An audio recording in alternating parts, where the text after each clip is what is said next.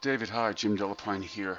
I just did a whole recording, but am now redoing it because the audio was not working. So I hope you appreciate the fact that I am doing this again for you. Okay, so and you could show your appreciation by simply applying these tools that I'm going to show you. All right, so you did a good job with bringing in a new background. I like it. So what I'm going to do is show you kind of on the quick side because I've already done this. So I want to first show you that if you have the Move tool active and Auto Select is checked, you can click on any element in here and it will bring you right to that layer, which makes it a lot easier. Okay, so I see that you've done your sharpening. You have all those elements of your character in one layer, and they're all hidden down here, so that's great. So that will make it easier for me to show you what you need to do, and also easier for you. All right. I also see that you have saved and saved selections as channels, which is great. So you've basically accomplished all the tasks, but I want to show you this so you can improve this and also teach you some additional tips. All right. So first, what I'm going to do is I noticed that the background is at an angle. I don't know if you intended that, but I want to show you how to straighten it out. And I do think it should be straightened out. So with the background active, I'm going to hit Control T. All right. Every time I say Control, if you're in the Mac, replace that with the if you're in the Mac, it's the Command key. If you're in the Windows environment, it's the Control key. All right. So I'm going to hide the layers by hitting F7, and now I'm going to rotate this slightly and making sure this will become a vertical. Okay. And now what I'll do is I'll simply stretch this up just to fill that space. It's okay to distort this kind of image, so I'll just pull this down here, and there you go. So now it's all vertical. I'm going to hit Enter to apply the transformation, and then bring back my Layers panel, F7. So I now go to my Move tool, and I'm going to select this upper area here, and I see that you know what? First of all, let's go back to this background. I see that you have a brightness contrast, which is fine, but I want to show you an alternate way of doing something because with the brightness contrast, you blow out a lot of these details and the highlights.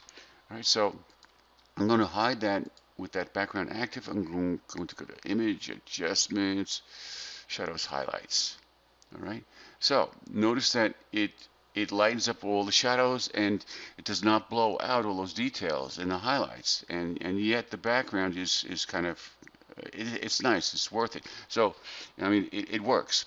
So if you look at the background detail, all right, I'm now going to cancel this and then go back to your brightness. See, you can still see the detail in here, but you see more detail, like this gets all blown out. So I'm going to hide this again and then go back and Image, Adjustments, Shadows, Highlights. So you have to do a comparison for yourself. I'll just accept these defaults and hit OK. All right, so what we want to now do is, I think Chris is too close to the edge. All right, it's a design thing. Okay, so I'm going to select all of the character elements here by clicking the top layer, that's the adjustment layer, and then shift clicking the shadow. All right, so all these visible layers up top can now be simply moved up. I could also use the arrow key if I wanted to. It moves it in 1 pixel increments at a time. There's just a lot of space up top and not enough at the bottom, so I just want to bring them up more, so that's fine. I'll hit well, nothing. Okay, so now I'm going to do this. I'm going to go in here, I'm going to zoom in, spacebar control zooms in. This arm is disappearing. All right, so what I want to do is isolate that arm and apply an effect to it. So I'm going to go to my rectangular marquee tool with the image portion of the thumbnail of that layer active. I'm going to put a marquee around that arm.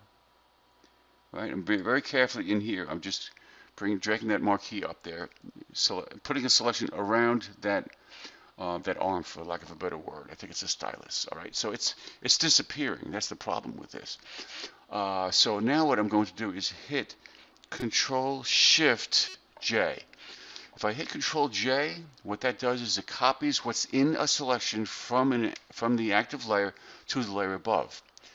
Control Shift J will copy it, bring it to the layer above, but also remove it from the original layer. So Control Shift J. All right, so note that if it's hard to see, but now when I If I hit Alt Delete on a visibility icon, it isolates that layer for visibility. So Alt Delete on that. Note that the armature is not there anymore.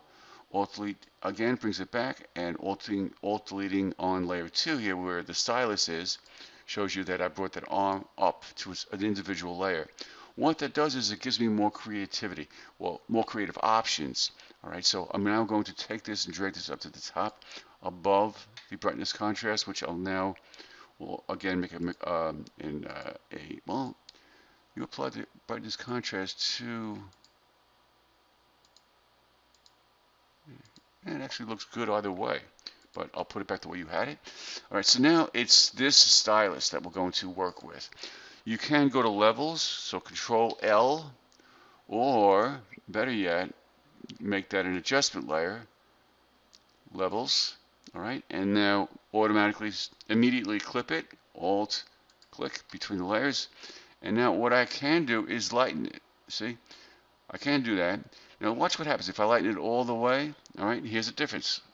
No clipping mask, and it affects all the underlying layers. Clipping mask, Alt click between layers, and bam. All right, so that's obviously way too bright. So let me show you another way of helping that stand out. All right, so I'm just going to actually delete that adjustment layer, and now what I'll do is I'll basically outline this with a glow.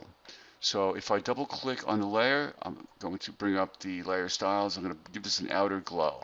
All right, so with the name active, it gives me access to the settings. All right, I was fooling around with this before I did the video, and this is what I came up with. All right, with by default, I forget what it is by default, but it's certainly not this color. But let's see, this is what it would look like white. Fooling around with the settings, notice that the spread affects the softness of it, and the size affects the size of it actually. But the wider you get, the more it kind of just you have to go back and forth. The more kind of what's the word I'm looking for? I can't think of the word. I just woke up. But what I like is, I mean, you gotta have to experiment, okay? But I like white looks a little, it just doesn't look right. So I gave it a computer green. Okay, so I'm gonna stick with that.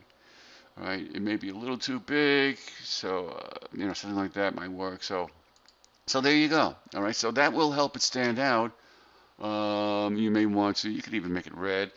If I hit Control T, I may want to angle this arm. I'm going to bring the center point of the bounding box down to here because I want it to rotate around that point. Okay, so now you can place it anywhere you want. All right, so there you go. So you know, there's other things you could do with this stuff. I mean, these eyes here, for example. What if you, let me go back to the image here, right? I can take this eye here. Let me see here. I'll actually do this. I'm going to go to my, I just had this thought here. Quick selection tool, and just put a selection around this eye. The quick selection tool works wonderfully on this because there's high contrast. Okay, so what I'll do is I'll take that selection. I can now, I'm going to simply move it. Okay, let me shut off my alarm here. Let me undo that. I'm gonna let's see. I'm gonna hold down Control to move and the Alt key to duplicate. So that means I can click and drag, and as I'm dragging, I'm gonna hold down the Shift key so I can come perfectly horizontal, and I'll bring it over here. Okay, just to show you what can be done. I'll then go to my lasso tool, click to deselect, and put a selection around this here.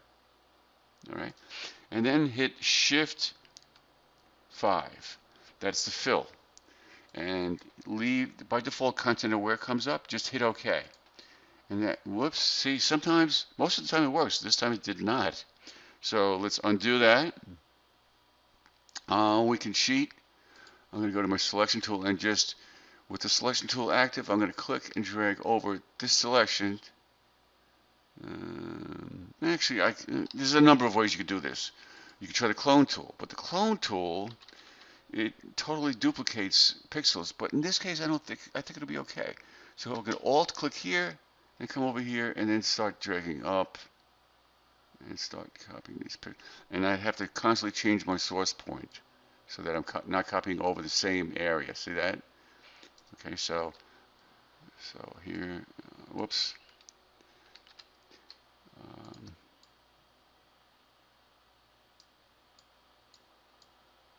or what I could do is with this tool active, I can do the uncheck the align so that I'm constantly taking to the same location by clicking and dragging. Whoops. Okay, and I'll show you what happens here. Let me just alt click here, and we get a bigger brush.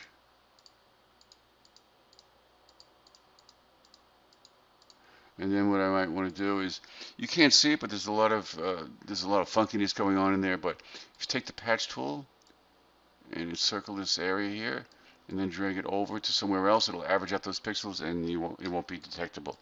So I'm just bringing the eyes in a little bit and showing you what else is possible. All right, I'll stop there. Okay, take care now. Bye.